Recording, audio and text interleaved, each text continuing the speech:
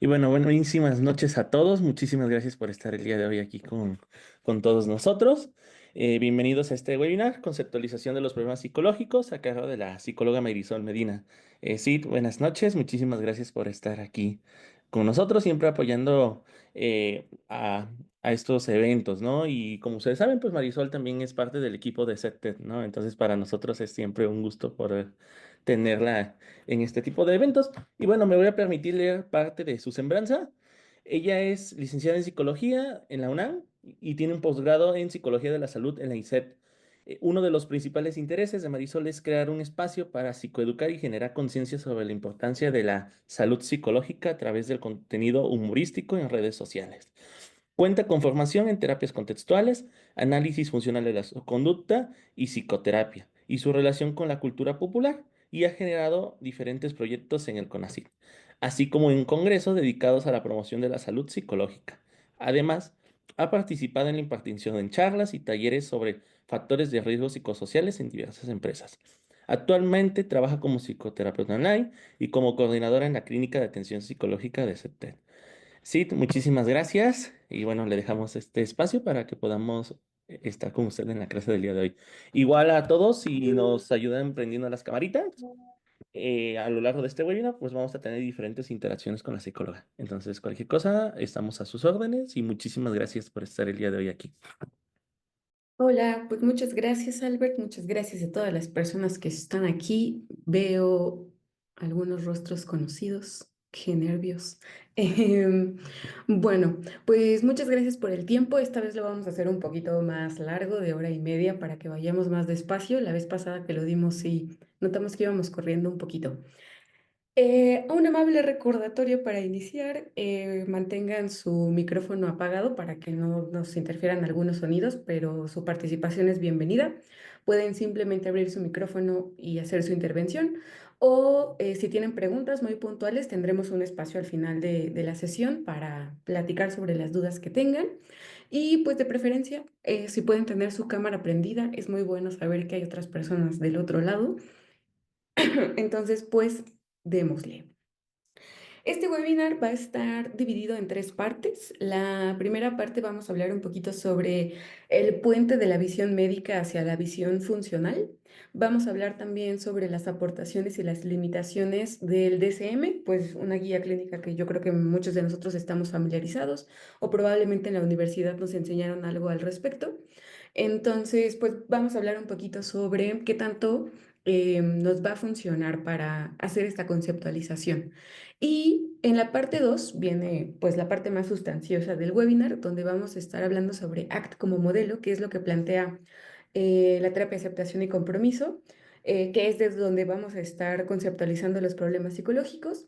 Y pues hablar de ACT nos invita necesariamente a hablar sobre el papel del lenguaje y cómo ACT concibe el dolor, el sufrimiento.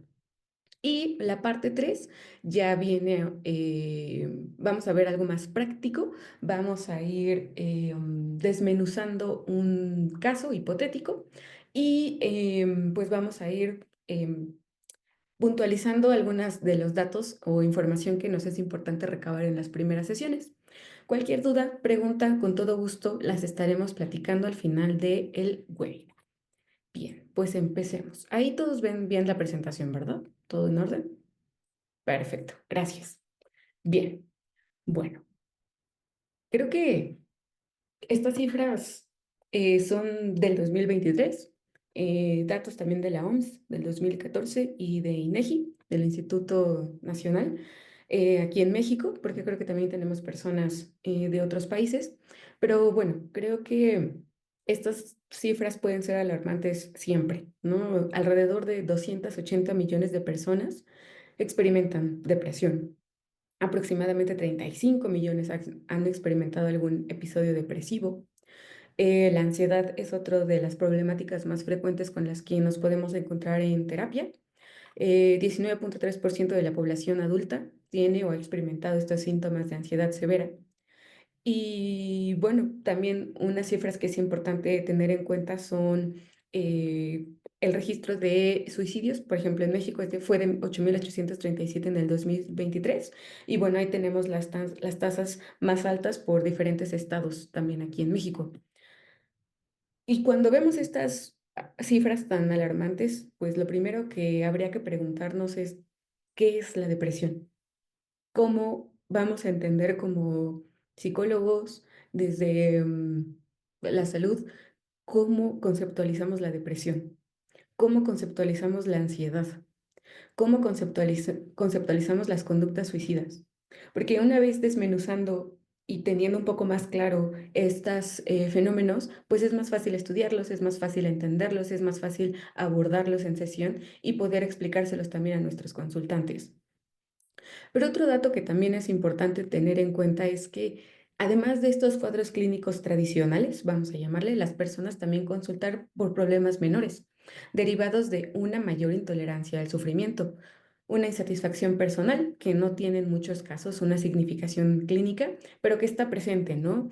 Em, es común también que a sesión nos lleguen casos como duelos por pérdida de un ser querido, ruptura de pareja, dificultades por convivir con hijos adolescentes, no saber exactamente cómo poner algunos límites, reglas, em, a- adap- puse muy pequeña mi letra, adaptación a nuevas situaciones de la vida, problemas de estrés laboral. Este es un tema bien interesante, cuidado de enfermos crónicos o migración, ¿no? Personas que llegan a consulta contándonos, yo me acabo de mudar de país, me voy a quedar aquí un buen rato, no sé cómo sobrellevar este cambio en mi vida porque implica alejarme de mi familia, de las cosas que conozco, de amistades, de pasatiempos, y volver a reconstruir la vida en otro lugar completamente distinto, ¿no? Entonces, no hay como un catálogo específico o un código más bien específico en el DSM que nos diga, sí, claro, trastorno por migración, no sé cómo lo llamarían, ¿no?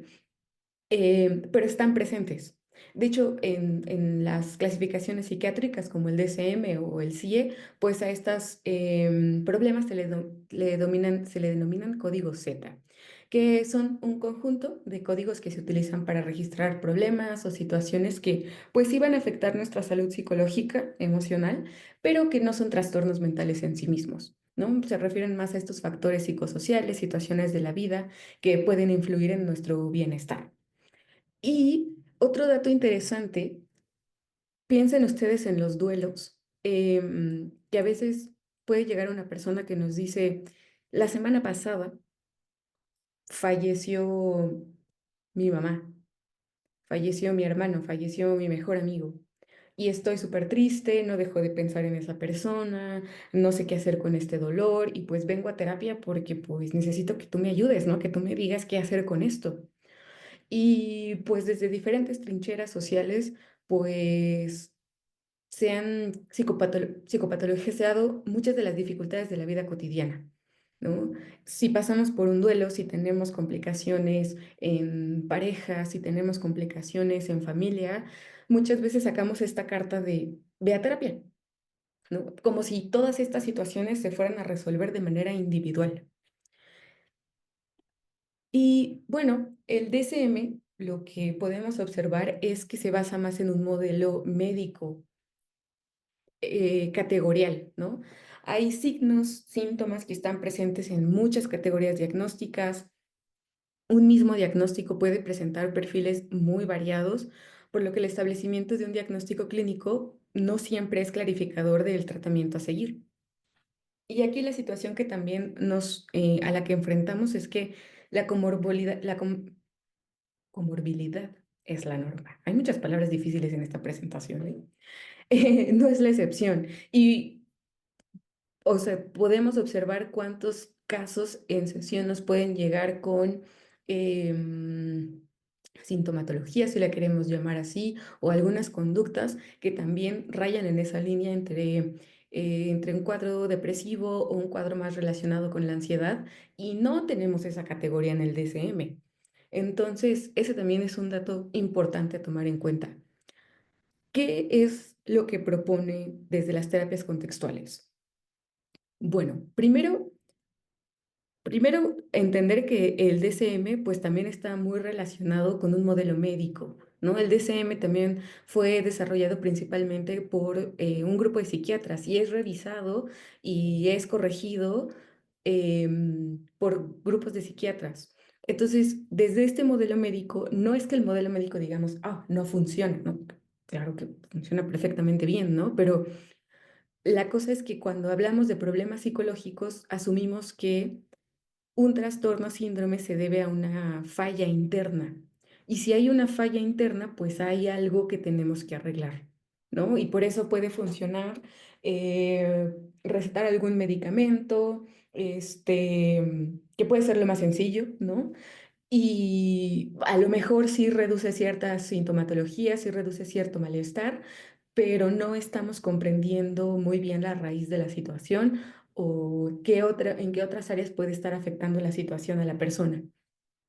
Desde las terapias contextuales, pues una de nuestras bases es que no podemos entender las conductas fuera del contexto, que no necesariamente va a haber una causa interna y que las etiquetas no nos van a explicar conductas. ¿Esto qué quiere decir? Que nosotros podríamos tomar un DSM e identificar como, oye, mira, esta persona sí cumple con todos los criterios para la depresión. Ok. ¿Y luego qué hacemos con eso? ¿Cómo se lo explicamos a la persona? ¿Cómo se lo devolvemos? ¿Cómo le decimos, oye, mira, lo que tú estás experimentando es por esto, o se debe a esto, o lo mantiene X situación? No nos es suficiente para explicar lo que las personas viven. Y además, creo que otra de las cosas que nos enfrentamos, o sí, de las barreras que tenemos con el DSM, es que parece olvidarse que existen muchos modos y maneras de ser normal. Em, por eso necesitamos conocer la historia de las personas, su contexto, qué han hecho en otros momentos para lidiar con la situación que tienen enfrente. Em, y también observar esa línea, ¿no? Cuando un problema psicológico también se está escapando de los alcances de la psicoterapia, porque muchas veces, claro, podemos poner sobre la mesa la carta de ve a terapia, pero a veces la terapia tampoco va a tener todas las soluciones. Pensemos en las personas que pues están en unos empleos o situaciones laborales súper demandantes, súper complicadas y te dicen, oye, es que yo necesito aprender a regular mi estrés, es que yo no estoy durmiendo. Y cuando conoces su contexto, te dicen, bueno, a ver, es que me hago 2 horas a mi trabajo en la mañana, 2 horas de regreso, tengo que salir a las 5 de la mañana, llego a las 10 de la noche, em, a veces no tengo tiempo para comer o tengo 15 minutos para comer súper rápido. ¿Y qué hacemos ahí también, ¿no? Entonces, conocer cómo conceptualizamos estos problemas y también creo que también nos va a ayudar a observar y reconocer los alcances que tenemos como, pues, desde nuestra trinchera. Otro dato importante aquí es que la primera edición del DSM contenía 106 trastornos mentales y actualmente recoge más de 300. Con cada nueva edición, estos posibles trastornos siempre aumentan, pero nunca se reducen. Y lo que nos importa como terapeutas es no solo responder a la pregunta ¿qué le pasa al paciente, a la persona frente a nosotros?, sino que nuestra evaluación también debe responder a ¿por qué le pasa esto? Lo que requiere, por un lado, un análisis topográfico y por otro, un análisis funcional de la conducta. Esto lo vamos a ver más adelantito en el ejemplo que les traigo para poder diferenciar lo topográfico y lo funcional. Entonces sí, la etiquetación de los problemas pues es un paso en el proceso terapéutico, puede funcionar para reportes legales, reportes médicos, para comunicarnos entre profesionales, para presentarlo en un congreso. No es que lo desechemos así, lo mandemos a la basura totalmente, no, solamente seamos críticos en qué uso le vamos a dar esas guías. Y que cuando estamos frente a un consultante, pues a veces decirle, claro, tienes trastorno depresivo mayor, a lo mejor van a decir, ¿qué es eso? O sea, eso suena grave, eso suena complicado, ¿no? Entonces, es más fácil va a ser más útil para la persona explicarle desde su propia experiencia, en sus propios términos, qué es lo que está pasando, qué es lo que vamos a ver con el ejemplo que les traigo. Y tal vez también se estén preguntando, bueno, entonces si no son las etiquetas, ¿cómo vamos a explicar el problema? Si no, vamos a recurrir a nuestro bonito DCM. Bueno, pues aquí es cuando entra ACT como modelo en el juego. ACT, la terapia de aceptación y compromiso principalmente, es desde donde yo les voy a estar hablando. Sabemos que desde las terapias contextuales pues también tenemos la dialéctica conductual o FAP, pero bueno, yo aterricé esta presentación desde el modelo de la terapia de aceptación y compromiso. Y pues ACT va a ser un modelo que nos ayuda a mirar, a escuchar y a intervenir, porque es necesario utilizar algún criterio para priorizar la definición del problema, es decir, qué información me interesa recabar, qué información me interesa analizar o explorar un poquito más con la persona, de qué manera puedo intervenir en esto. Y bueno, ACT como modelo es un mapa que nos permite conectar estas dos y es una vía, ¿no? Para ir desde la definición a la solución y obtener los resultados terapéuticos. Lo que hablábamos al inicio de la presentación. Por ejemplo, ¿cómo voy a entender eso de la depresión? En este caso concreto, ¿cómo voy a entender la ansiedad? ¿Cómo voy a entender la dismorfia corporal? Etcétera, etcétera. ¿Y qué voy a proponer hacer al respecto? Entonces, ACT es como este mapita que nos va ayudando a trazar un camino. Y bueno, si vamos a hablar de ACT y vamos a hablar de terapias contextuales y vamos a hablar de problemas psicológicos, sí o sí tenemos que hablar del papel del lenguaje, porque a final de cuentas es algo con lo que trabajamos en terapia. Déjenme ver, hay unos mensajitos por aquí. Ah, gracias. Claro, al final, ahorita, bueno, sí, al final les dejo mi correo y ahorita vemos algunos ejemplos de análisis topográfico y funcional. Perfecto. Ok, entonces, esta es la parte más interesante, el meollo del asunto, lo que nos trajo aquí a todos hoy. Y para ello vamos a hacer un bonito ejercicio. Me gustaría que imaginaran por un momento que están a ver si ahora sí me salen mis clics. Sí, perfecto. Están en su lugar preferido. Tomen un momento para imaginar dónde sería eso. Y ya que tienen el lugar, imaginen que empiezan a aparecer cosas frente a ustedes. Primero aparece una mesa con todos sus platos favoritos. Después aparece un montón de dinero. Y finalmente, en un sillón frente a ustedes, aparece la persona que más les gusta o personas. Diría Fabián Maero, imaginar es gratis. Entonces, si ustedes estuvieran en su lugar favorito, con su comida favorita o toda la comida disponible, todo el dinero disponible, la persona o personas que más les gusta,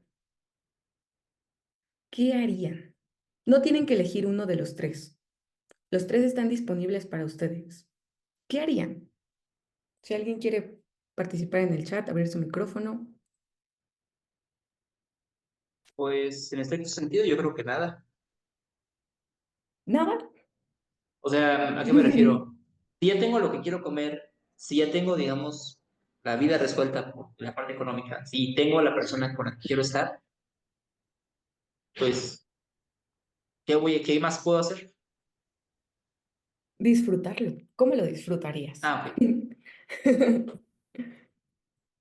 No sé, dices, comparto la cena con la persona, tomo el dinero y dejo todo lo demás, se vale. No, aquí no escuchamos, no juzgamos.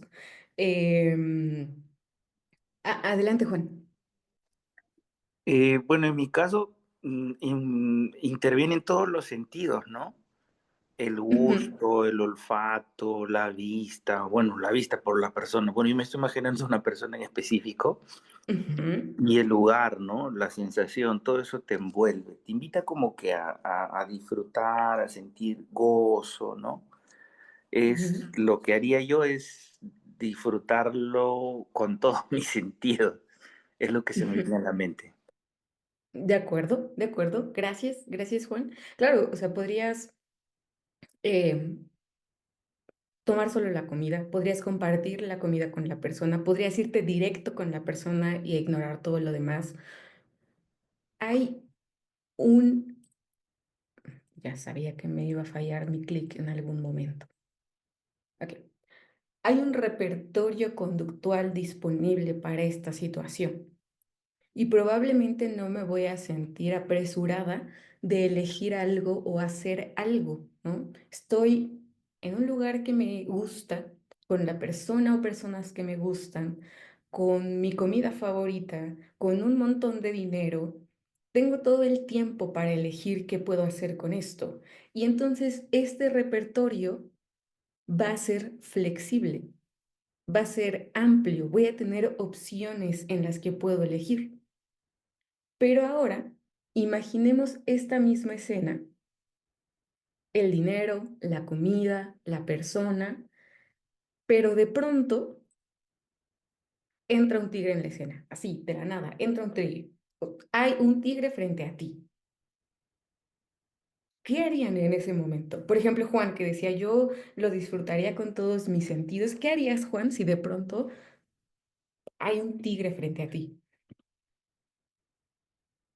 Lo primero que haría es sentir el tema de la piel, ¿no? Todo se te eriza por completo, te sobreabunda el miedo y lo primero que haría yo sería salir, no sé, no correría, buscaría una salida, ¿no? Una salida así bien coherente, algo así. Porque tampoco correr ante un animal así, imagínate.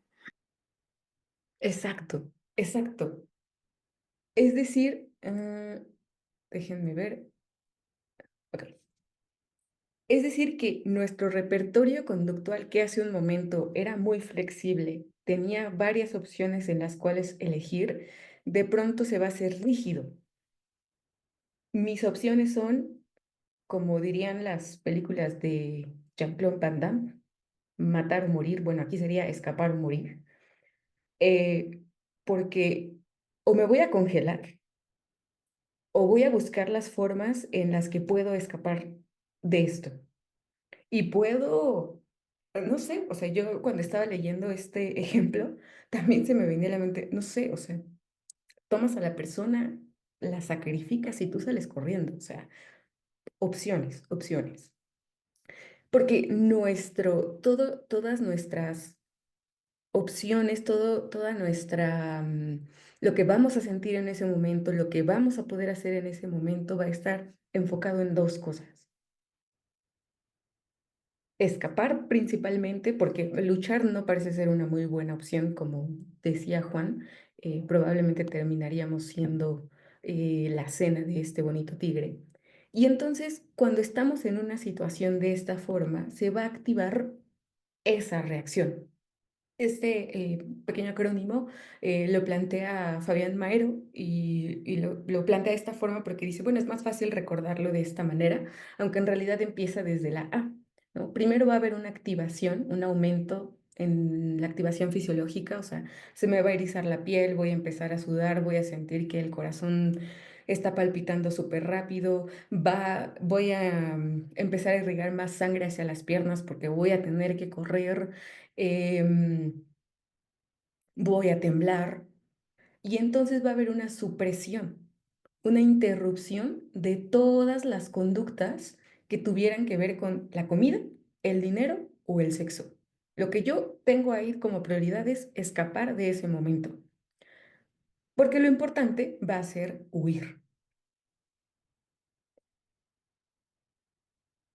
La cosa aquí, lo interesante de esto es que en sesión conocemos a personas cuyo repertorio está mayormente bajo fuerte control aversivo. Este control aversivo quiere decir que yo quiero escapar, yo quiero alejarme de algo. Y si prestamos atención, podemos observar que despliegan en cierto grado esa reacción frente a ciertos estímulos. Por ejemplo, cuando reportan diferentes preocupaciones, duda, rumia, o cuando comentan que quieren evitar recordar a un ser querido que falleció. o experimentan un ataque de pánico y claramente no lo quieren volver a experimentar. O hay ciertos pensamientos obsesivos, ¿no? Tal vez no se va a activar esa misma reacción como si estuviéramos frente a un tigre, afortunadamente. Creo que nunca he estado frente a uno, salvo en el zoológico. Em, pero sí vamos a poder notar esa activación fisiológica, esa supresión de otras actividades, de otras opciones y el querer escapar de algo que están experimentando en ese momento. Y la pregunta también que resulta muy interesante y donde entra en juego el lenguaje es cómo es que llegamos a emitir esa reacción frente a estímulos que son neutros o que son inofensivos en sí mismos. Bueno, para esto es importante recordar que podemos aprender por la experiencia directa. Podemos tocar unos cables por ahí sueltos, recibir una pequeña descarga y aprender como, no tengo que tocar esos cables.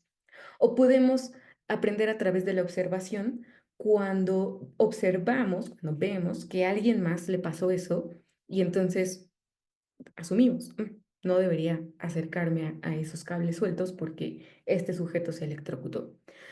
Una nota importante aquí es que cuando hablamos de apetitivo o aversivo, no son características internas de los estímulos, sino que son funciones que pueden adquirir en ciertos contextos, ¿no? A lo mejor estos en un inicio serían un estímulo neutral, no me generarían nada.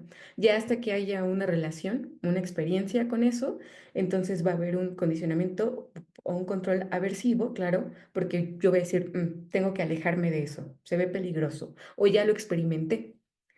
La cosa también es que las personas, pues no aprendemos solamente por esa vía directa u observación. Los seres humanos podemos temer a eventos que no hemos experimentado o que no hemos presenciado. Podemos estar bajo ese control aversivo por eventos que no han sucedido o que definitivamente no vamos a presenciar. Imaginen lo siguiente. Tomen un momento para imaginar que un limón, un limón. Imagínense que en sus manos tienen un limón, cómo es su color, cómo es su textura, cómo de qué tamaño es, cuánto pesa, cómo huele. Ya que imaginaron este limón, imaginen que lo ponen sobre una mesa, una tablita, lo cortan y toman la mitad del limón y se lo llevan a la boca y lo muerden. Y al morderlo pueden sentir la textura de la pulpa, el aroma, la acidez, el jugo inundando su boca. Si alguien tomó el tiempecito de hacer el ejercicio, ¿qué notó? ¿Qué sintió al imaginarse el limón? Adelante, Germán. Pues te necesitan las mismas respuestas como si tuviera justamente el limón. Es que justamente me causa cierto algo, porque es el mismo ejercicio que yo uso con mis usuarios para, por ejemplo, con temas de ansiedad, con temas como ese tipo de cosas. Entonces Ujú, sí, se necesita la respuesta, o sea, siento limón, o sea, como si me estuviera. ujú. Tenemos a alguien que nos dice salivar, ñañaras. Yo cada vez que describo este ejercicio, no puedo evitar así como que apretar la cara, porque, o sea, yo soy muy fan del limón, me encanta el limón, pero cuando pienso en morder el limón así solo, siento la acidez y también empiezo a salivar y pues el cerrar el ojo, exacto. Y entonces sientes como lo ácido, ¿no? Que pues también una respuesta muy refleja del limón. Déjenme, cierro aquí el chat, porque pensar en un limón puede ser muy trivial, ¿no? Pero es el mismo proceso que puede contribuir al sufrimiento con el que lidiamos, o el que conocemos cada día en la clínica. La posibilidad de hacer presente cualquier estímulo a través de los símbolos y las palabras y de nuestra conducta verbal. Que Para RFT, lo que llamamos lenguaje y cognición se puede caracterizar como esta conducta de responder a un evento en términos de otro evento. Porque podemos relacionar cualquier cosa con cualquier otra cosa sin estar limitados por sus características físicas. Aquí hay varias relaciones que podemos describir, no nos vamos a detener en ellas. Pero bueno, o sea, entre la relación de equivalencia, se llama relación de equivalencia, lo que podemos establecer entre los sonidos y el objeto. Lo interesante también es que esta relación puede recibirse por medio de la comunidad socioverbal, de las personas que nos rodean. Entonces, una vez que aprendemos a relacionar, podemos relacionar cualquier evento con cualquier otro mediante cualquier relación que hayamos aprendido, ¿no? Por ejemplo, Matilda es más grande que Carmen, Sinatra es más grande que Elvis, la luna es más grande que el sol. Y no importa tanto que las relaciones sean incorrectas, importa que las podemos formular. Ya la comunidad socioverbal, las personas a nuestro alrededor, nos corregirán si son incorrectas o no. Y también nos van a proporcionar otras relaciones como las normas sociales, el acervo de prácticas culturales, filosóficas, científicas. O sea, hay muchas reglas que nos están bombardeando por todos lados. Y desde esta perspectiva, cuando hablamos de la famosa mente, pues no nos vamos a referir a ningún órgano o mecanismo interno. No nos referimos necesariamente a algo que está dentro de nosotros, sino a este repertorio conductual que abarca todas las respuestas relacionales de una persona. Y lo interesante es que una buena parte de esta mente es social y cultural. Alguien más nos lo ha enseñado. Y significa que nuestra mente no está dentro de nosotros. Está siempre en relación con el contexto, con nuestras experiencias, con nuestra historia, ¿no? Digo, suena interesante, ¿no? Suena cool decir que nuestra mente es algo que está dentro de nosotras y como si fuera un monito que puede controlarnos, ¿no? Pero podríamos hacer algún estudio y no encontraríamos un área donde dijéramos, ah, aquí está la mente. Ni siquiera hay una área única, o sea, sí, una sola área para el lenguaje, ¿no? Y esas áreas del lenguaje tampoco están así una junto a la otra. Entonces, tenemos este aparato biológico que nos permite interactuar con el mundo, pero también este aprendizaje que, pues, es muy social y cultural. Entonces, estas relaciones aprendidas o derivadas pueden alterar las funciones psicológicas de los mismos. Es decir, que pueden cambiar la forma en la cual nos relacionamos con ellos. Y aquí es donde ya empezamos a sentar un poquito más cómo esta teoría se va relacionando en lo que vemos en consulta, en el discurso que nos dan las personas. Porque se pueden modificar las funciones de orientación y las funciones de evocación. Y vamos a poner un ejemplito. La función de orientación tiene que ver con cuánta atención suscita el estímulo, cuánta atención le ponemos a algo. Supongamos que en el periódico o en las noticias escuchamos que hay una persona con bigote asaltando gente. Entonces, para nosotros, los bigotes van a tener esta función, o este control aversivo, ¿no? Es decir, yo voy a procurar alejarme de las personas que tengan bigotes, porque escuché esta noticia que dicen que pues las personas con bigotes son peligrosas. Entonces, si yo salgo a la calle, es probable que le preste más atención, esté más alerta a las personas que tengan bigote o barba incluso, y me aleje de ellas. Pero el contexto también va a transformar la función de evocación, el grado en que un estímulo es apetitivo, aversivo o neutro. En la primera parte es cuánta atención le pongo a esa característica. Y si yo escucho que las personas con bigote están asaltando, entonces voy a procurar alejarme de esas personas. ¿no? Va a ser un estímulo aversivo. Pero si yo digo que hay una persona con bigote regalando dinero,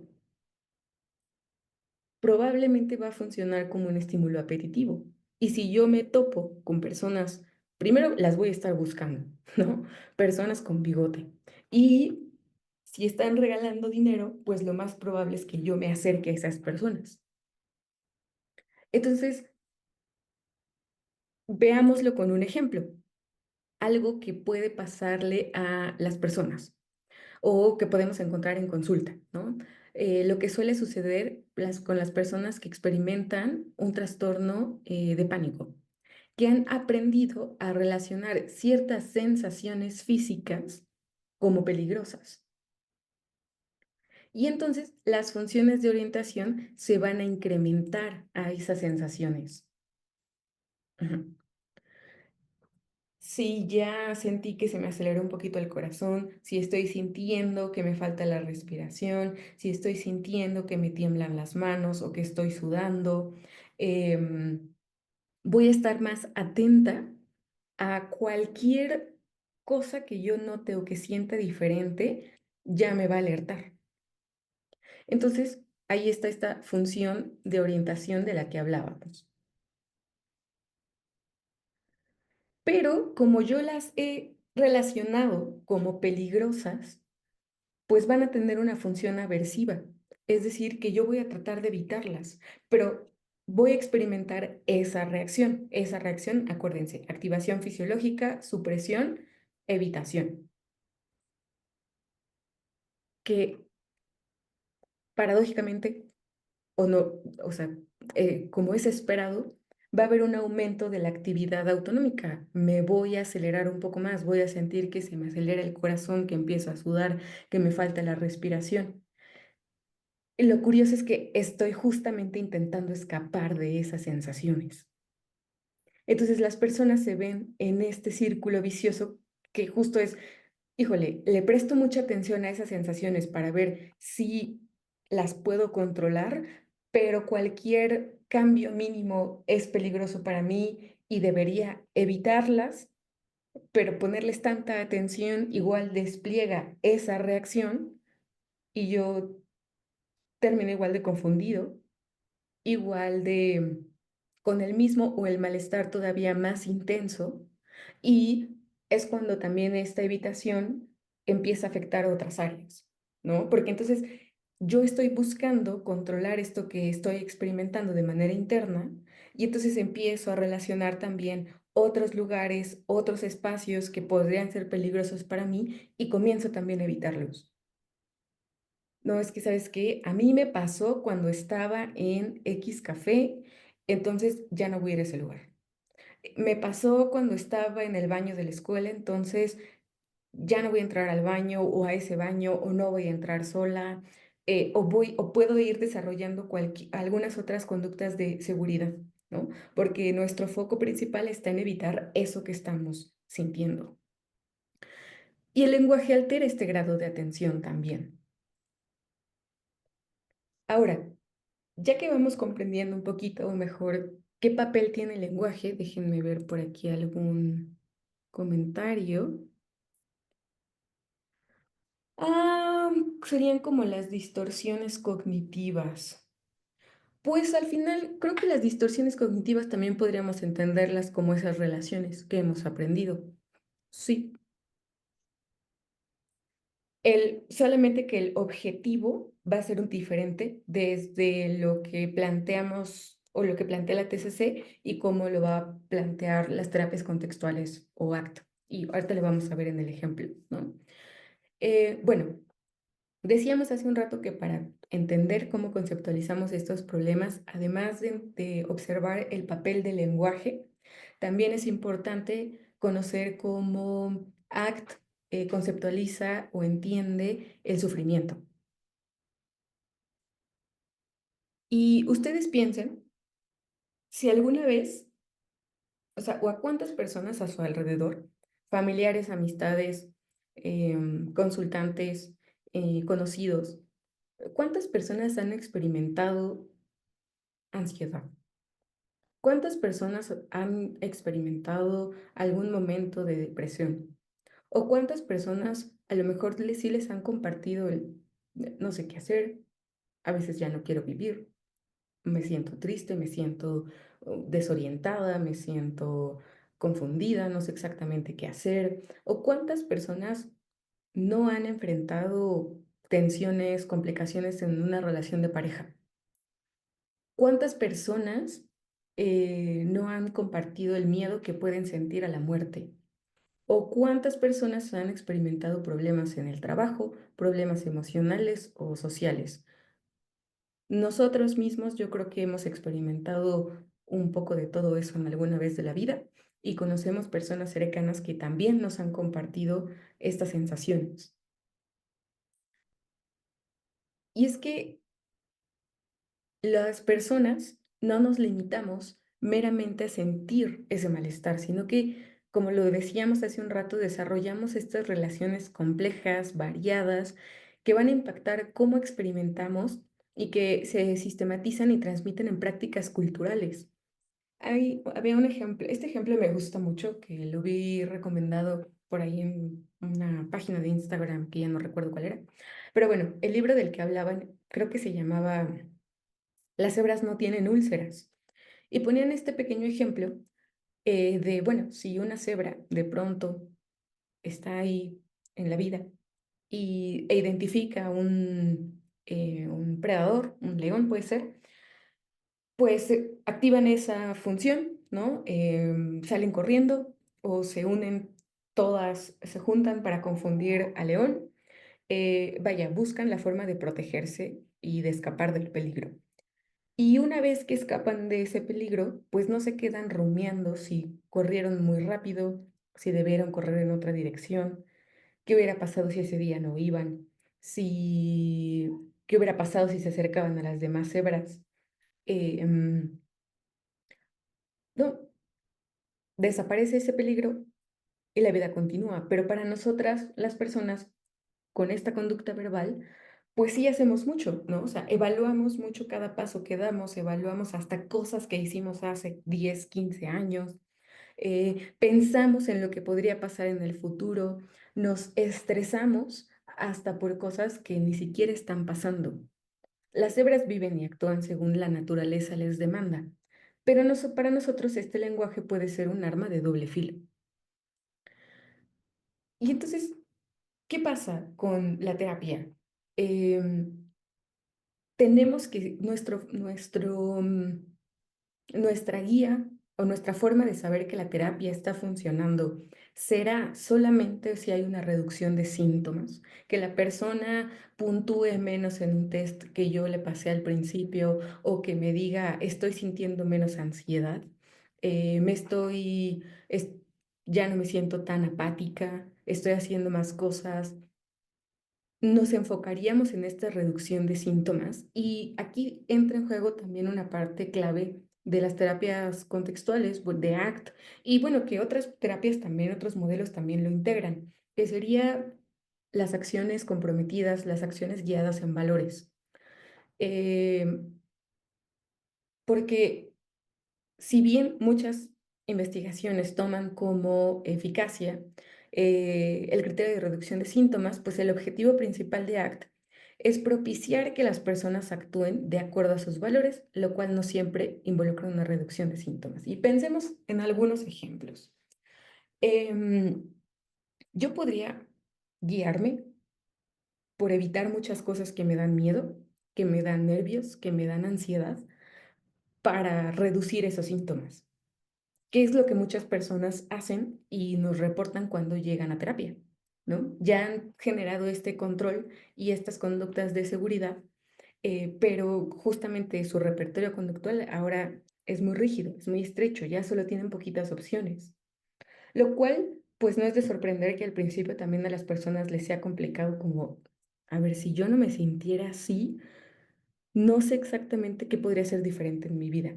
O a lo mejor sí identifican un montón de cosas que les gustaría hacer y experimentar. Pero actuar con base en los valores no siempre va a ser fácil.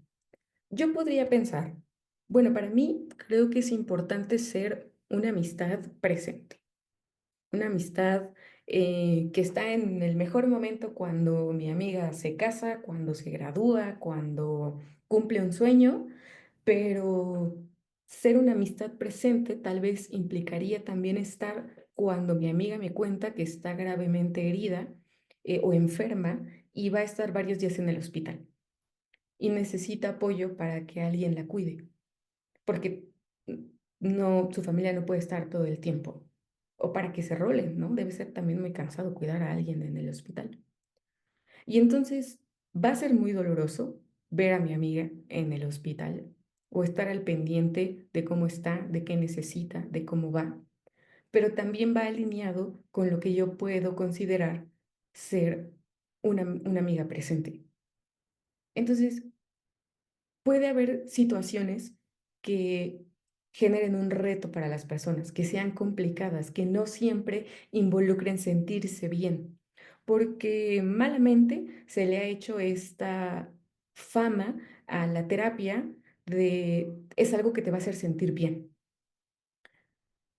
Pero ACT tiene un objetivo distinto. A mí me gusta siempre decirle a los consultantes que yo sé que ACT tiene nombre de libro de autoayuda de Sanborns, terapia de aceptación y compromiso, pero que nos va a hacer mucho sentido cuando vamos avanzando en el proceso. Las cosas que podemos aceptar y estar presente, que no significa que estoy de acuerdo con ello y qué bueno que me está yendo mal, no, pero también con qué me puedo comprometer, qué cosas puedo hacer, qué ruta puedo elegir y tomar acción. Entonces, cuando tenemos presente eso y se lo hacemos notar en sesiones con sus propios objetivos, con las cosas de las que se ha alejado, también podemos ir entrenando estas otras relaciones con el dolor, ¿no? Y entonces, ahora sí viene esta bonita conceptualización de caso, un ejemplo que vamos a ir desmenuzando en, sí, yo creo que 20 minutitos para que tengamos también unos momentos para las dudas que puedan tener. Porque ahora sí, todo lo que vimos hace rato, ¿cómo lo vamos a aterrizar cuando una persona está frente a nosotros? Bueno, ¿qué podríamos encontrarnos en nuestra primera sesión? Yo creo que el desafío más interesante es explorar y traducir el problema. Denme un segundito.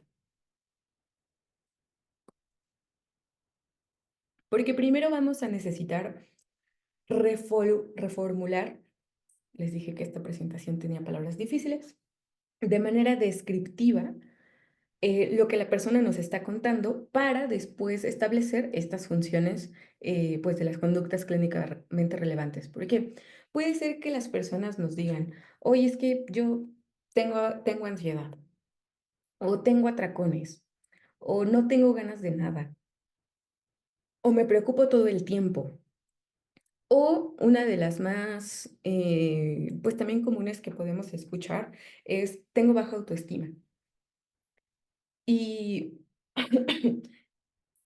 de esa forma, nosotros todavía no sabemos qué está pasando. No tenemos claro de qué es lo que está viviendo la persona y cómo lo está viviendo. Entonces, una forma en la que va a ser muy útil entender la experiencia de la persona es hoy, trabajar con ejemplos concretos que nos va a permitir identificar claramente las conductas involucradas, las circunstancias e indagar en qué momentos suceden y en qué otros momentos de su historia también han sucedido. Entonces, algunos puntos que podemos considerar en esta conceptualización de caso.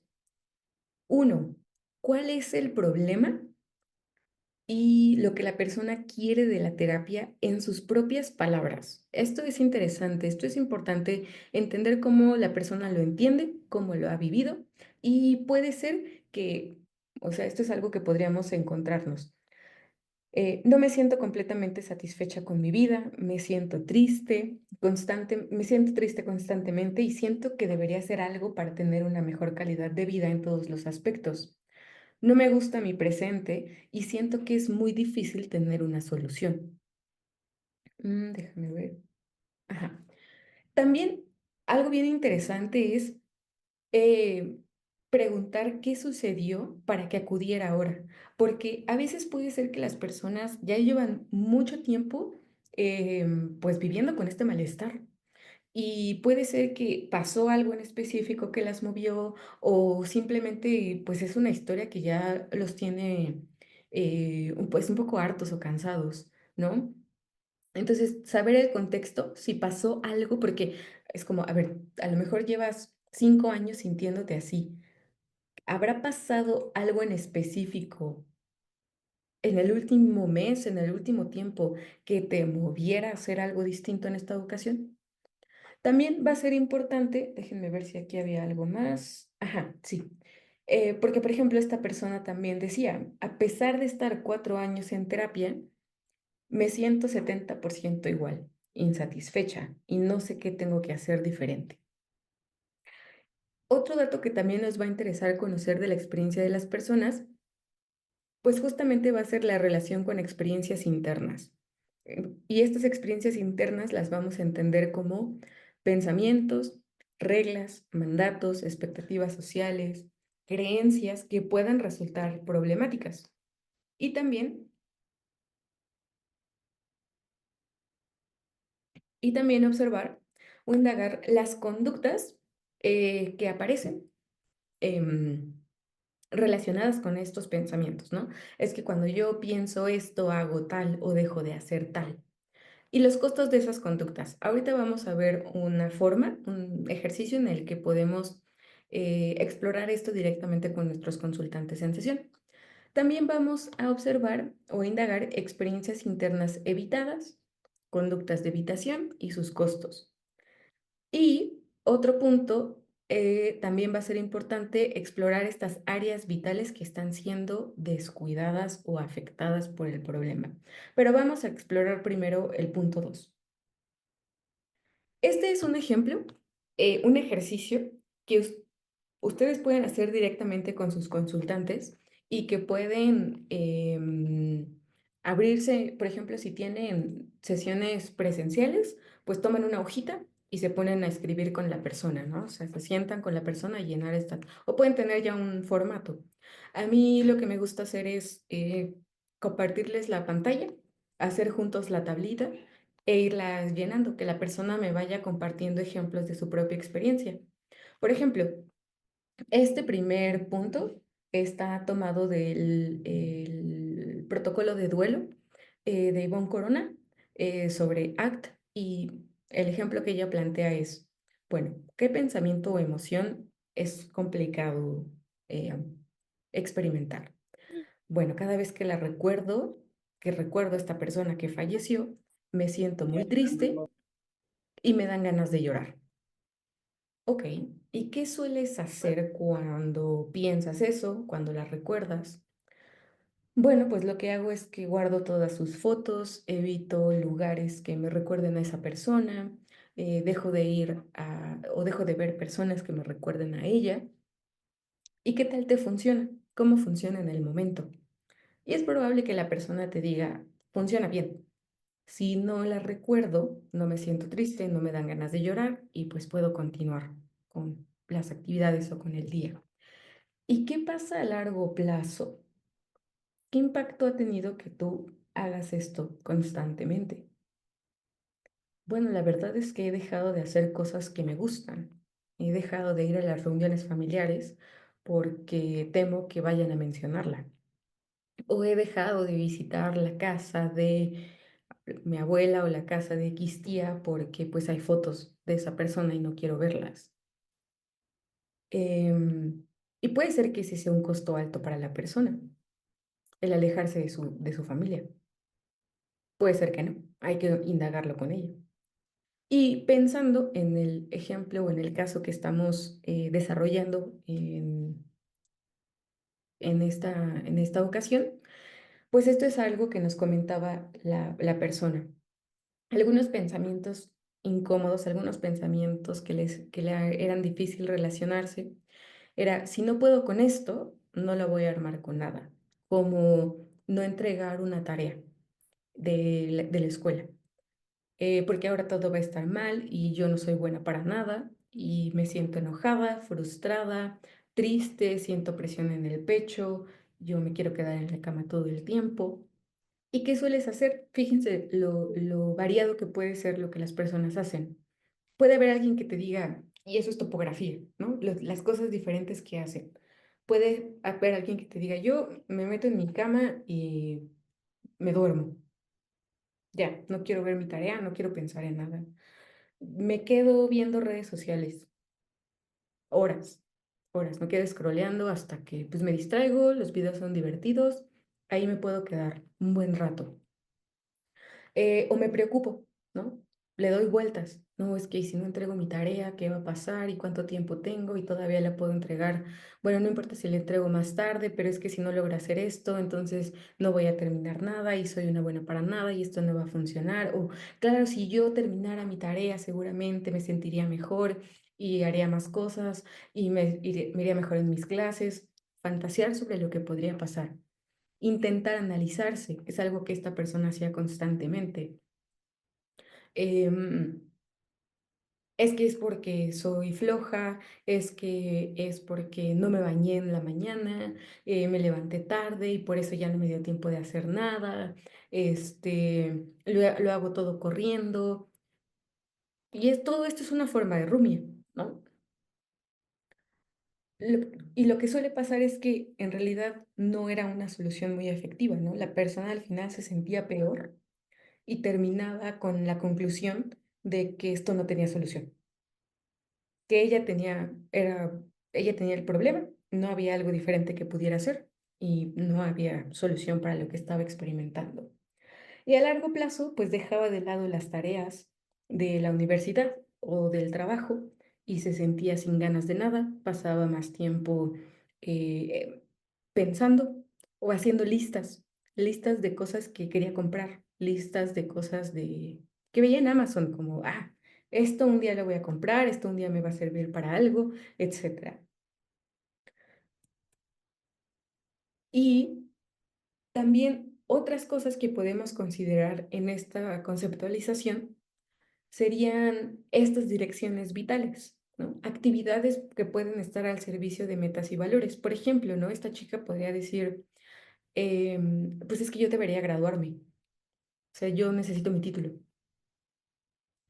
¿Para qué o qué? ¿Quién sabe? ¿Qué voy a hacer con él después? ¿Quién sabe? Pero pues es algo que tengo que hacer sí o sí porque me lo han repetido toda mi vida y es lo que tengo que hacer.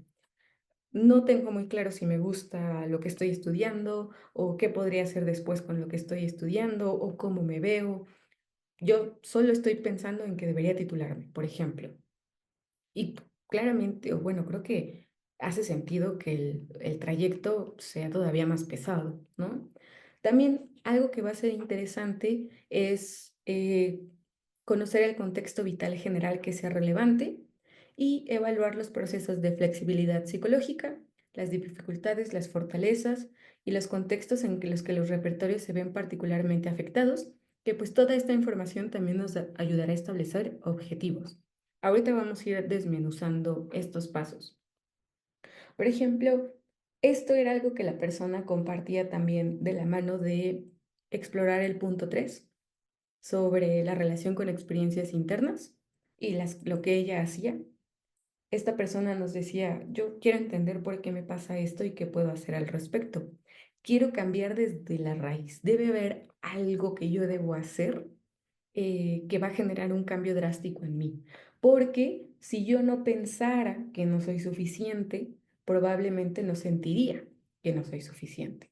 Si no pensara que puedo lograr todo de último momento, no me sentiría presionada o culpable. Si no pensara que todo tiene que ser de determinada forma, no me enojaría tanto conmigo o con mi pareja. Y ahí ya nos va dando claridad, bueno, más bien, nos va dando una idea de lo que la persona ha aprendido, qué es el problema y cómo se ha relacionado con eso, ¿no? Esta persona claro, tendría sentido que nos dijera, yo quiero dejar de pensar esto, quiero pensar diferente. ¿Cómo borro esto que estoy pensando para pensar que soy capaz y que puedo lograr muchas cosas? Eh, y antes de abordar y de plantearnos los objetivos o lo que podríamos hacer con esta persona, habría que conocer también su contexto vital y su historia. En el caso de esta persona era muy interesante, pero bueno, algunos puntos que podemos tomar en cuenta. Ay, otra vez mi clic. Historia de tratamientos previos. Por ejemplo, esta persona nos había dicho que ya había estado 4 años en terapia, que de hecho no fue como que el terapeuta diera un cierre, sino que ella dijo, ya fueron muchos años, ya, ¿no? O sea, ya basta. Esto ya debió de haber funcionado y yo debería sentirme mejor. Y dejó de ir. Y ella pensaba, si este proceso ya terminó, quiere decir que ya la armé en la vida, ¿no? Ya tomé terapia, ya hablé de las cosas que se me complicaban, pues esto yo ya debería sentirme bien. Y tiempo después, pues regresa prácticamente con el mismo motivo de consulta. Y pues también nos decía, sentí que al final no terminé de aterrizar nada, o no sé si soy yo quien no hizo bien las cosas. Pero vamos ahorita a explorar esas otras áreas y entender por qué esa información es tan importante. Ok, ahí está. Medicación actual, pues si hay alguna medicación que impacte el funcionamiento hormonal o los patrones de sueño, en este caso no había. Situación laboral y recursos económicos también va a ser importante. Ella, por ejemplo, trabajaba desde casa. eh, Había muy poco seguimiento de su jefe, o sea, como que le decía, esto es lo que tienes que hacer, pero no le daba seguimiento de si lo había cumplido, si lo había hecho bien, si había tenido dudas, cuándo tenía que entregarlo. Y entonces ella como que también decía, bueno, pues si mi jefe no me pela, pues no pasa nada si me atraso, ¿no? O si no hago las cosas. No le gusta su trabajo. Ella verbalizaba, pues yo solo estoy aquí porque es lo que me da de comer, es lo que paga las cuentas y mañana me corren, me da igual, porque la verdad no me quiero quedar aquí. Estaba estudiando una maestría y también pues había este retraso de las tareas. La maestría como que decía, pues la idea, sí, ¿no? Si estoy estudiando psicología, pues debería estudiar una maestría porque debería ser terapeuta, ¿no? Eso es lo que se supone, perdón, que debería ser. ¿Qué tanto es relevante eso para ella? ¿Qué tanto es algo que sí desea o es otro mandato social u otro mandato que se supone que debería estar cumpliendo? También conocer relaciones sociales, familia, conexiones. Por ejemplo, ella no tiene una relación con su madre, quien tenía antecedentes de alcoholismo. Era su tía quien la había estado apoyando económicamente durante su vida, con quien también había una relación complicada, ¿no? Porque la tía podía ayudarla mucho económicamente y un día molestarse y decir, ya no te voy a dar nada. Ajá, pero imagínate esa situación cuando estás en la prepa o en la secundaria, ¿no? O sea, no saber si va a haber esa seguridad de, oh, mañana sí voy a tener dinero para comprar ciertas cosas o comida o lo que sea, o me van a cortar todo mi suministro. Tenía una relación muy distante con su papá, una relación de pareja de 6 años, con quien también ha tenido muchas altas y bajas y en diferentes ocasiones había pensado en, no sé qué estoy haciendo aquí, yo creo que debería terminar con esta persona, ¿no? O sea, porque no me aporta nada, no siento que realmente estemos creciendo juntos, pero no tengo ningún otro amigo, no tengo otra relación, mis relaciones familiares son muy tambaleantes, pues hace sentido que dude mucho en terminar su relación de pareja, ¿no?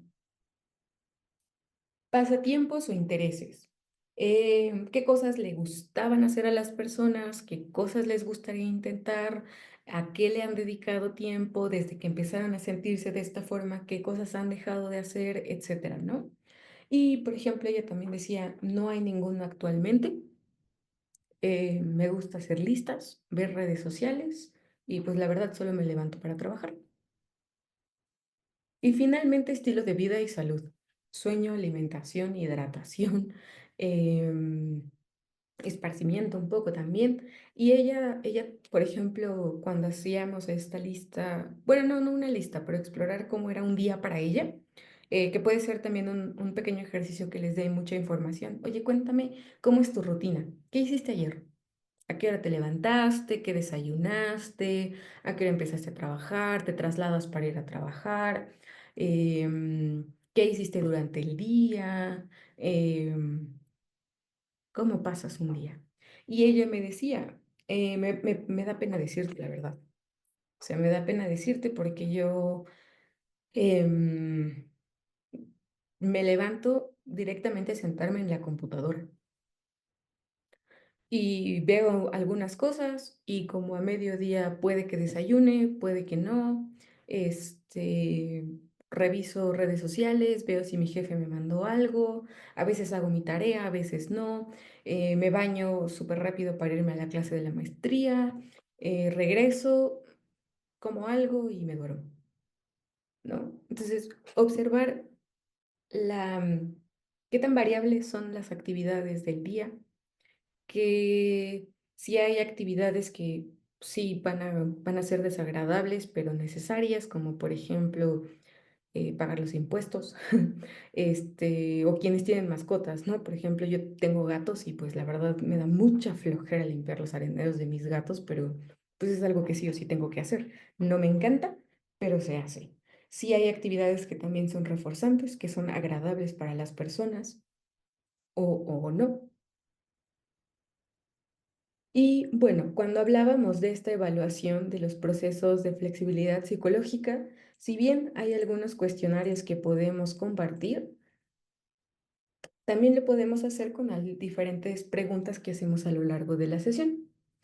Recordemos que este modelo de flexibilidad psicológica, pues trabajamos principalmente con estos procesos que tienen que ver con cómo nos relacionamos con nuestras emociones, con las situaciones difíciles, cómo nos relacionamos con nuestros pensamientos, cómo nos vemos a nosotros mismos, qué tanto estamos en contacto con el momento presente o volando por aquí y por allá, lo que podemos considerar importante en la vida y las acciones que son guiadas por esos valores. Ahora, algunas preguntas que podemos formular para evaluar estos procesos, les traigo varios ejemplos. Por ejemplo, para indagar un poquito sobre aceptación, podemos preguntar, de la mano de la tablita que les mostraba hace un momento, donde vamos llenando pensamientos, qué haces, qué tal te funciona, qué impacto tiene a corto y largo plazo, podemos preguntar, ¿qué sientes o qué sentiste en el momento en que hiciste X cosa? ¿Qué sensación había en tu cuerpo en ese momento? Cuando tú piensas en no puedo, todo está mal, no voy a lograr nada, ¿qué sensaciones notas? Y cuando haces algo diferente, ¿de qué manera cambian tus emociones, tus sentimientos? ¿De qué manera cambia lo que sientes cuando haces X cosa? Cuando abres el teléfono y te quedas una hora scrolleando redes sociales, ¿cómo cambian esas sensaciones? ¿Qué crees que sentirías si no hicieras eso? ¿No? Si tienes este pensamiento incómodo, pero tomas un momento antes de abrir el teléfono, ¿qué crees? ¿Cómo crees que te sentirías? ¿Que hay otras experiencias que evitas? ¿O hay situaciones donde puedes hacer espacio al malestar? Y aquí es bien interesante conocer las diferentes situaciones, contextos de las personas pasatiempos, porque podemos utilizar su propia experiencia para explicar estos procesos, ¿no? En algún momento una paciente me comentaba que a ella le gustaba mucho hacer danza en telas, danza aérea, y un día estaba practicando y con una tela se quedó pues como atorada y la tela le estaba apretando en la pierna. Entonces, abajo de ella había una colchoneta, también estaba su profesor y demás, pero ella decía, cuando estábamos hablando un poco de esto, ella me decía, claro, es que yo me recuerdo agarrada de la tela, apretando la tela porque no me quería soltar, pero entre más apretaba la tela y entre más me aferraba a ella, más me apretaba la pierna y ya me estaba empezando a doler. Entonces mi profesor me decía, suéltala, suelta la cuerda, suelta la tela, vas a caer en el colchón, suéltala. Y dice, pero me daba muchísimo miedo. Entre más apretaba, más me dolía la pierna y tenía que soltarme y caer en la colchoneta. Y los mismos pacientes van haciendo también estas relaciones, ¿no? Entre su propia experiencia y los procesos que queremos trabajar. Cuando hablamos de defusión, podemos preguntar, ¿qué pensamientos había en tu mente cuando hacías X cosa? O sea, tampoco vamos a satanizar la palabra mente, ¿no? Las personas están muy acostumbradas a ese término, entonces no pasa nada, ¿no? ¿Qué pensamientos aparecen ahora cuando hablas de lo que sucedió? ¿Por qué decidiste hacer X? ¿Tú notas tus opiniones, tus juicios cuando estás en X situación? ¿Los ves como hechos, como cosas que van a pasar? ¿Los puedes ver como alternativas? Hay sesiones que son muy racionales, que se explican mucho a ellos mismos, que te dan mucha información de que tengo que explicarte todo esto para que tú me comprendas, o yo misma, o sea, la persona, me doy todas estas explicaciones para entender un poco por qué me estoy sintiendo, por qué estoy pensando X cosa. Tendencia a racionalizar o a dar explicaciones. En el contacto con el presente, podemos observar si mantiene contacto visual, si permanece relativamente inmóvil, si hace referencia a los cambios en su cuerpo o emociones durante la sesión. En algún momento me han tocado consultantes que están sentados así, serios, nada. Y tú de pronto haces alguna intervención que piensas que les va a mover algo, nada, serios. O personas que te están hablando y te están explicando lo que sienten o lo que están viviendo y se van. O sea, ni siquiera están viendo la cámara o el teléfono o no te están viendo a ti, están inmersos en sus pensamientos. El yo contexto que recordemos que tienen que ver con nuestra propia historia y cómo nos vemos a nosotros mismos, ¿no? Las respuestas pueden estar afectadas por descripciones, evaluaciones rígidas, pueden ver sus experiencias internas como temporales, las etiquetas se perciben como hechos, ¿no? Que es una parte importantísima explorar cuando alguien nos comparte que considera que tiene baja autoestima o problemas de autoestima, ¿no? ¿Cómo te ves a ti mismo? ¿En qué contextos? ¿Cómo has sido? Valores, si tiende a orientarse por valores o metas de resultados, como este ejemplo, ¿no? Esta chica podría decir, yo necesito mi título y ya, lo demás ya, ahí luego vemos, ¿no? Habla de lo que le gustaría hacer o de lo que debería hacer, lo que otras personas esperan que haga. Aparece entusiasmo, emoción al hablar de algo importante o es frío, ¿no? Al hablar de los costos, cuando hacemos esta tablita que veíamos hace un rato, aparece dolor, hay algo en su emoción, cambia su tono de voz, em, nos muestra algo o nada. Y acción comprometida. Hay actividades que omite solo para no lidiar con pensamientos o emociones difíciles. Puede notar inconsistencia entre sus acciones y sus valores. Adopta una perspectiva de resolución de problemas o suele abandonarlos. Puede identificar una gama amplia de actividades valiosas o nada, ¿no? Por ejemplo, podrían decir, no, pues yo para cuidarme tengo que salir a correr, ¿no? Y si no salgo a correr y si no es de esta manera, no vale la pena. Está observando este valor y esta acción como algo muy rígido, muy específico. Este repertorio conductual no es variable, no hay tantas opciones, ¿no? Y bueno, finalmente, ya regresando acá, ya que tenemos una noción de esto, también va a ser importante hablar un poquito de los objetivos. Yo creo que le puedo pasar, sí, exacto. Ok, porque podemos observar los objetivos desde podemos considerar tres objetivos, tres tipos de objetivos. Los objetivos externos que están que puede ser obtener determinados resultados o modificar las conductas de otras personas. Otra vez mis clics. Listo. Como quiero que mi pareja se ponga las pilas y no me agobie. Era algo que esta consultante decía. Quiero que mi pareja haga algo. O sea, yo necesito que se ponga las pilas y no me dé problemas, que resuelva, dirían actualmente.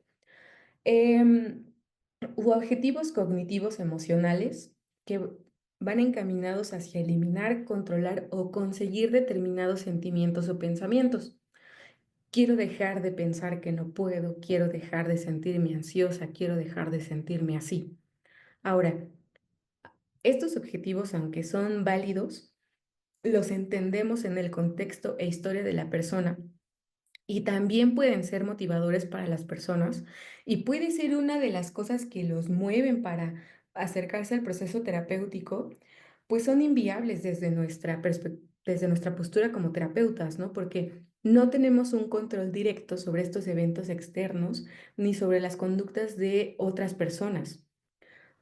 Puedo intentar de 1000 maneras aumentar mis ingresos económicos y no lograrlos por un contexto económico complicado, ¿no? Por poner un ejemplo, puedo enfocarme un montón en mi pareja, por ejemplo, esta chica también lo que sucedía era que estas funciones de orientación estaban muy dirigidas hacia su pareja, lo que hacía, lo que no hacía, qué hora se levantaba, dónde dejaba el desodorante, si estaba trabajando, si no estaba trabajando. Claro, y ella constantemente se sentía frustrada de, es que este compa no está haciendo nada o no está haciendo lo que debería o por qué no está haciendo esto de esta manera. Y claro, se sentía frustrada constantemente. ¿Cuáles son los objetivos que podemos plantear que sí pueden estar más al alcance desde la terapia, ¿no? Los objetivos conductuales que se refieren a modificar la propia conducta. Em, porque no puedo controlar el sentirme bien todo el tiempo, porque pueden ocurrir circunstancias desafortunadas, cosas complicadas que generen malestar, pero sí puedo actuar de manera más consistente con mis valores, a lo que yo le quiero dar prioridad, con las cosas que pueden ser importantes para mí, aunque no siempre me lleven a sentirme bien.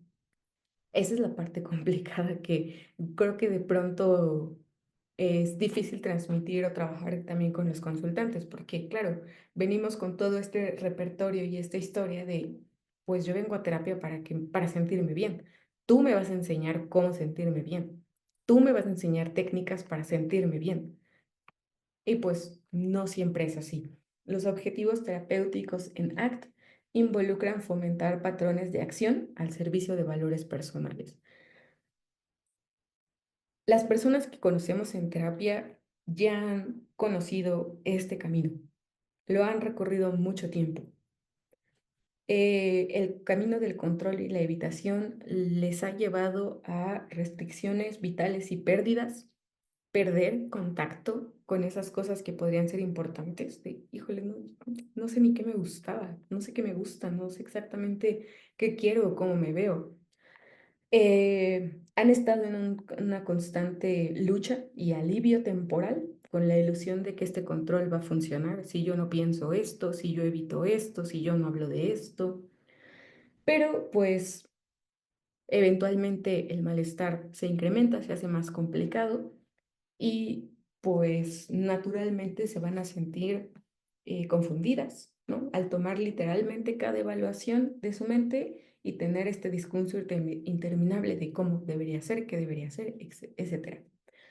¿Qué es lo que nosotros le planteamos también a los consultantes? Pues un camino alternativo de compromiso y flexibilidad, un crecimiento y barreras aún en territorios nuevos o evitados, poder probar algo distinto, aunque pueda ser retador también para ellas me refiero a personas.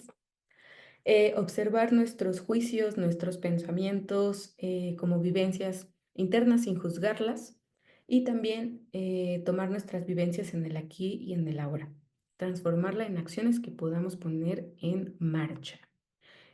Ahora, déjenme ver porque para esta ocasión, bueno, ya para cerrar esta bonita charla, tenemos esta promoción válida para ustedes. El diplomado de terapia de aceptación y compromiso inició esta semana, pero el 6 de mayo también inicia el de terapias conductuales contextuales. Si quisieran entrar al de ACT, nada más tendríamos que revisar si todavía hay espacios disponibles, pero podrían aprovechar esta promoción del 50% para el de terapias conductuales contextuales si les interesa. Yo por lo pronto les agradezco muchísimo su tiempo, que hayan tenido sus cámaras prendidas, pues sí vi a varias personitas por aquí. Si tienen dudas, preguntas, quejas, sugerencias, todo es bienvenido. Y pues ya, por mi parte hasta ahora podemos cerrar comentarios. Tenemos minutitos para... adelante, Alfonso. Hola, hola, buenas noches. Yo nada más quería como comentar, agregar algo. Recientemente con una consultante manejaba esta parte de algunos diagnósticos médicos crónicos que ya había estado experimentando recientemente. Y cuando abordábamos esta parte de pues que eso no lo iba a hacer sentir mejor, ¿no? Que ella pensaba esta parte de medicamentos toda mi vida, consultas toda mi vida. este, Cuando llegábamos a esta parte de eso no tendría por qué hacerte sentir bien, el chiste es encontrar de qué formas pues puedes tú afrontar esta situación. Ya en el momento en el que es posible para ella aterrizar esta parte de aceptarlo, ella dice, el aceptarlo no me va a hacer sentir mejor, pero me va a ayudar a cambiar mi perspectiva sobre las cosas que me puedan pasar. Porque el estar frustrada, el estar enojada, no es que fuera malo, pero no me deja ver más allá de lo que sí puedo hacer. Entonces me hace mucho sentido con la conceptualización de caso y con lo que estuvimos platicando y creo que es una de las cosas que más se me han quedado grabadas recientemente, el cómo la aceptación nos lleva más allá como a esta alternativa de poder cambiar nuestra perspectiva frente a cómo reaccionamos en las situaciones adversas. Ujú. Sí, gracias, Alfonso. Muchas gracias por tu comentario y por tu ejemplo. Pero sí, creo que también es, después de la relación que se establece con los consultantes, la alianza terapéutica, cuando un consultante te dice eso, no sé si les ha pasado, pero que también uno se emociona, pues uno siente esa em, emoción o esa aceptación también junto con el consultante, ¿no? Es un proceso complicado. Se ve muy lindo en el modelo, suena fácil, pero también ponerlo en práctica con los consultantes, incomodarlos en sesión, también como terapeutas es todo un reto. Entonces, pues, muchas gracias, Alfonso. Les voy a dejar también mi correo, ahí está. ¿Alguien más que quiera compartir algún ejemplo, comentario, pregunta, sugerencia, queja? Todo es bueno. Bueno, aquí Yo, me preguntaban de los costos. Ah, sí. Juan, lo reviso. ¿Me confirmas, Juan, si estás en el grupo de WhatsApp del webinar para compartirte por ahí la información? Y si no, aquí está Saraí que te puede dar más datos. Germán. bueno, ahorita justamente que comentábamos de en cuanto a por los procesos de flexibilidad psicológica, me vino a la mente justamente una consultante que recibí el día de hoy, que comentaba de una forma de que lo que buscaba era, o sea, justamente, ¿no? Clarificar, o sea, ella ya tenía claro cuál era un valor que ella tenía, que era hacer las cosas para su propio beneficio, ¿no? O sea, viene una relación violenta de mucho tiempo, donde pues Mm, hay temas de infidelidad, violencia de género, entre otras cosas. Entonces me comenta, es que yo ya sé qué es lo que quiero, ya no quiero vivir con esta persona, ya quiero alejarme y todo esto, pero precisamente me cuesta trabajo dar ese paso por todo el tema de evitación, ¿no? De decir, pues es que esta persona pues me va a mm, agredir y todo esto, ¿no? Entonces, yo creo que mm, esto justo pues sí me viene a dar como esa bocanada, porque al final de cuentas también dentro de las actividades, o sea, estoy en la generación de ese diplomado la que está ahorita de terapias contextuales, y ujú, también estoy en la parte de las supervisiones, pero justamente esto creo que es también, pues sí, digamos como el impulso como para saber, ok, ¿cómo vas a empezar a conceptualizar, no? Luego nos dicen en la carrera, cuando tú ya tienes delimitado tu problema, ya tienes 50% de la investigación hecha, o el 90% de la Ujú. investigación hecha, ¿no?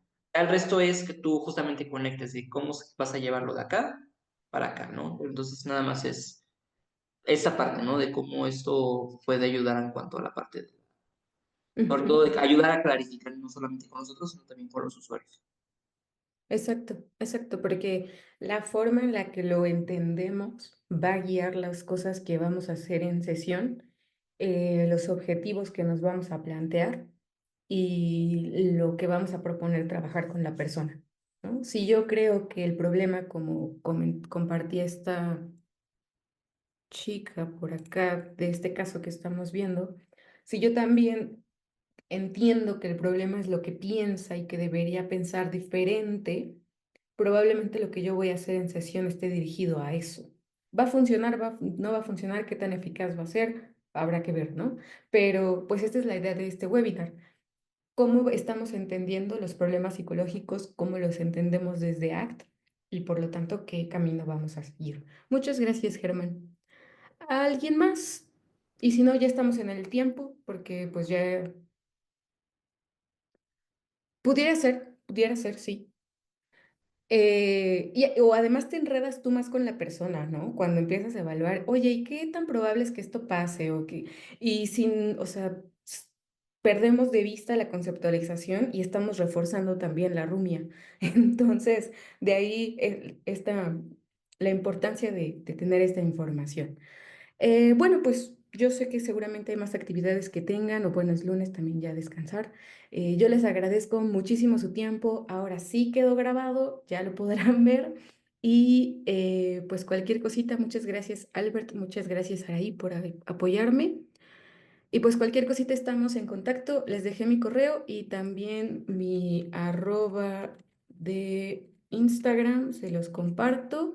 Y si no, también nos estamos viendo desde CEFTEC Formación o CEFTEC Atención Psicológica. Muchas gracias por todo. Muchas gracias, sí, te agradecemos a todos por estar esta noche, el día de hoy, de parte del equipo de CETED, Sara, Marisol, un servidor, y a todos ustedes, pues agradecemos el que estén hoy aquí. Pues pasen bonita noche, nos estamos viendo en un próximo webinar, y muchas gracias a todos y a los que encendieron su camarita.